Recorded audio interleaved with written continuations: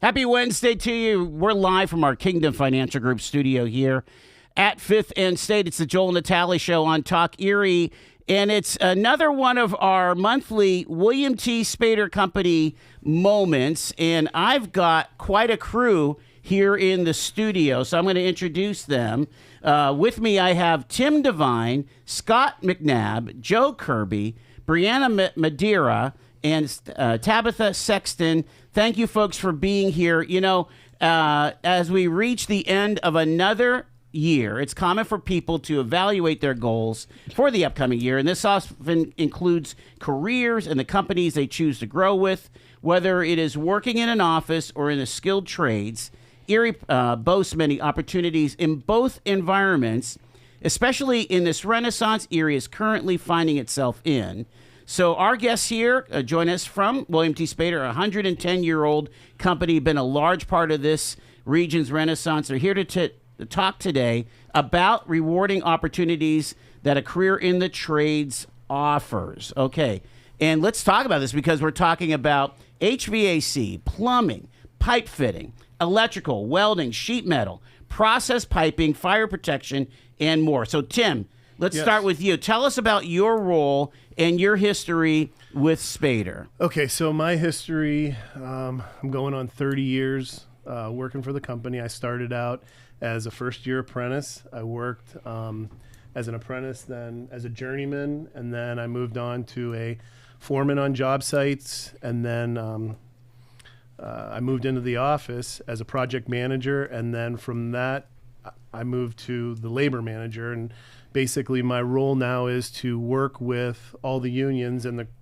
union trades and craft business agents, and hire the qualified staff that we have right now. So, electrical, operating engineers, sheet metal, plumbers, pipe fitters, sprinkler fitters, laborers, and I guess the biggest thing for me is, it's not just this region, but the company actually, is branched out into Ohio. We have people that live in Ohio, people that live in New York, Jamestown.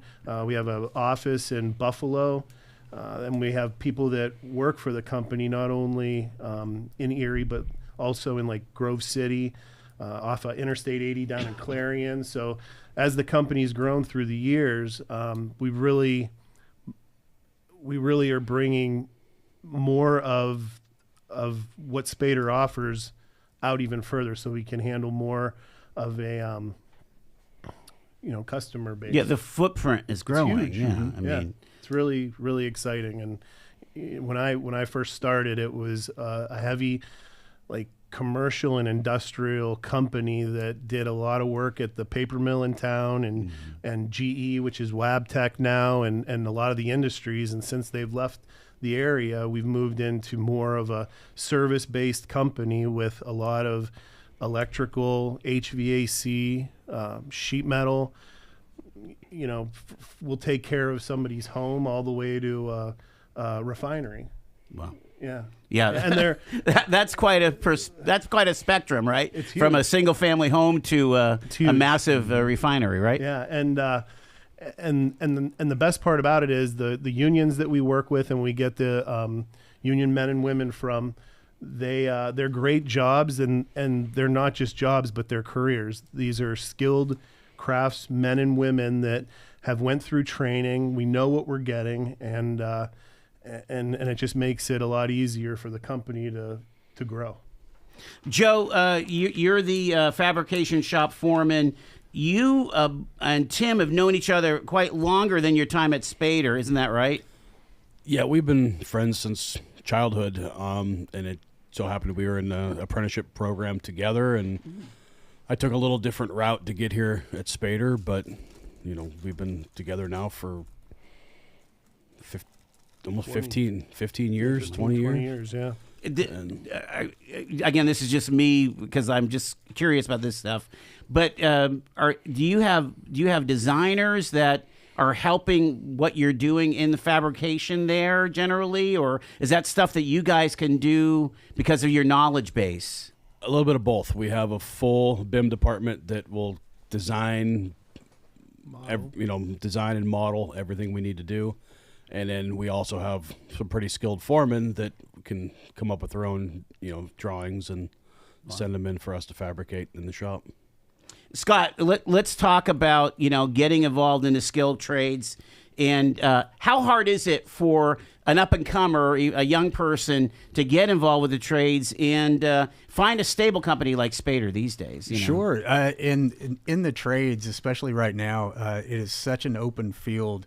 And it is so easy to get into. It's not as complicated as people think, but the unions really do offer different training and different career opportunities within the trades itself that we want to encourage people, especially in high school, that are coming through high school, trying to decide what they want to do. Trades is an option. Trades is something we want people to know about and to get into, whether, men, women, whatever it might be, because we've got a growing need. And as Spaeder grows, we want to grow with the community, but we also want to see the labor pool grow as well. And we want to see the labor pool grow within the trades. So we want everybody to know, whether it's parents trying to encourage their children into trades, or whether it's a child itself or a high school student wanting to look at a trade. The pay is very good. The benefits are awesome. And we want to make sure that we have a good partnership. Tim does the labor side and I do the HR side. And we've got a good partnership. We rely on each other for different things with employee relations and making sure people understand what it means to be in the trade and what it means to be at William T. Spaeder. Yeah, both of you guys weigh in because I'm interested in these pre-apprenticeship programs. Is it pretty much now that all the unions are really making investments in the young people coming up? They're making a very good effort. As a company, as we see talent, there are certain avenues that we can open up to help people along and point them in the right direction. But one of the biggest things, like when Joe, myself, Brian, and Tabitha, you're going to school, you're learning a trade, and when you're done with it, you do not have a bill like college. Do you know what you're going to school, you're working, and as long as you keep up on your requirements and your commitments, it's not costing you anything. Right. There's no bill. There is no bill. And what you walk away with is it's pretty amazing. Yeah. I'm amazed, they're great jobs. It's a great career. Yeah. Let's bring in Tabitha here because you are still in your apprenticeship, right, Tabitha? Talk a bit about your story, how you got into the trades, and how you got to Spaeder. I started with night classes, and then I was able to get into the union.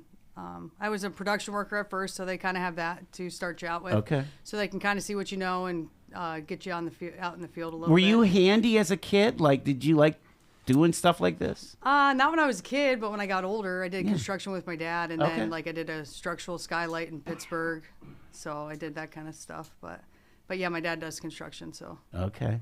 Yeah. And talk about the apprenticeship experience. Like, what are you learning? What are you allowed to do, and all that kind of thing. So. The school that I get to go to is absolutely amazing. It's I want to say the top or the top three. I can't really recall.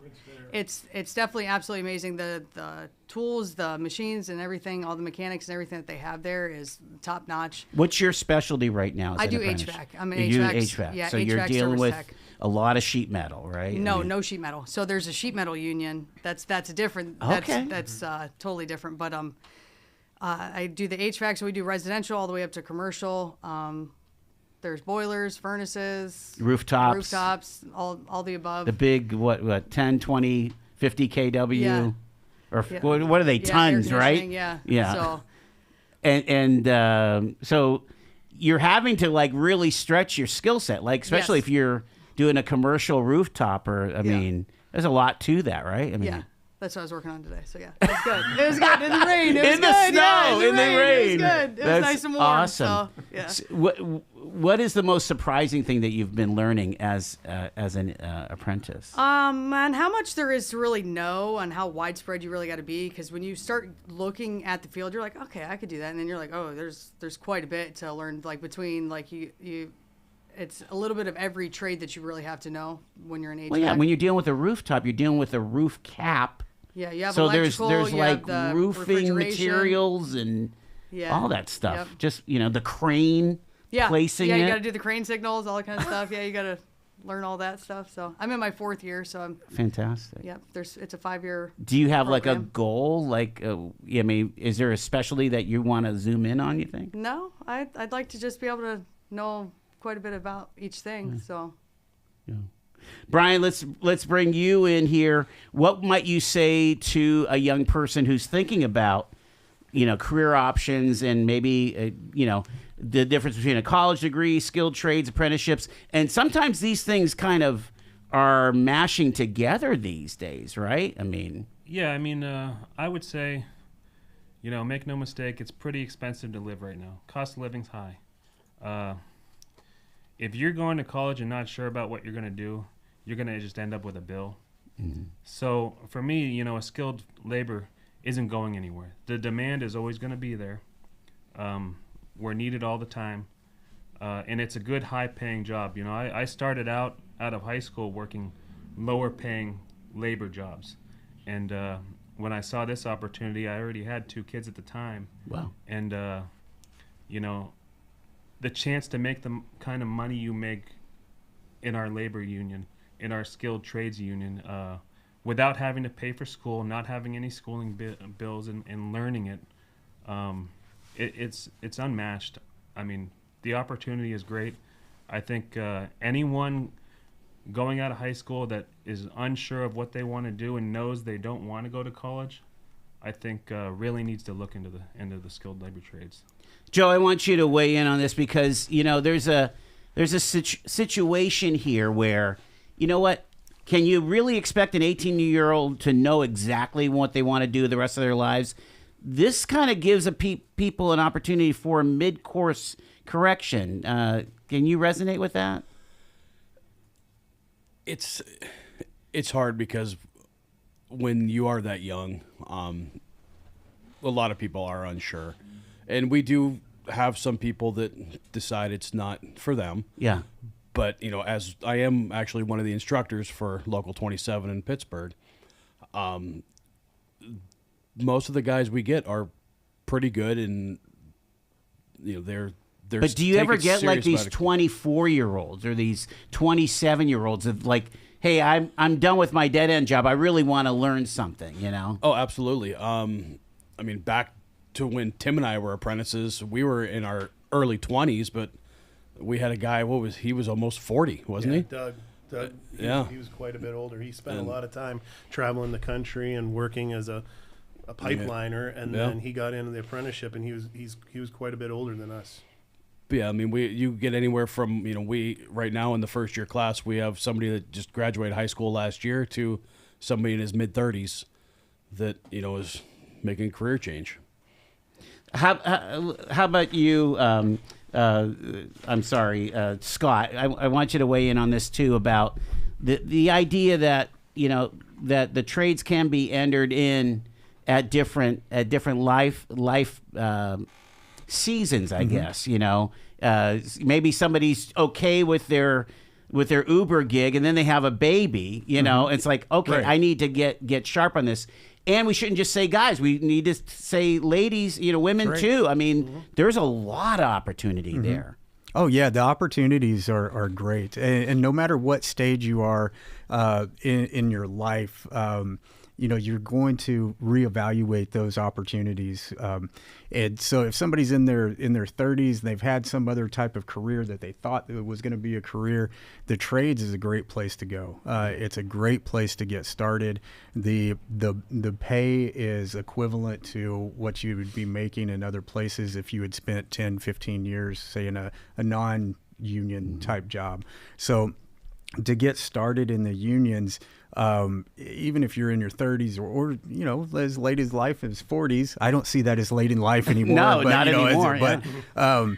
It's a great place to go if you want, I think Tim said it earlier, a career. Yeah. And there's a difference between a job and a career. And I think what the trades offer is an actual career.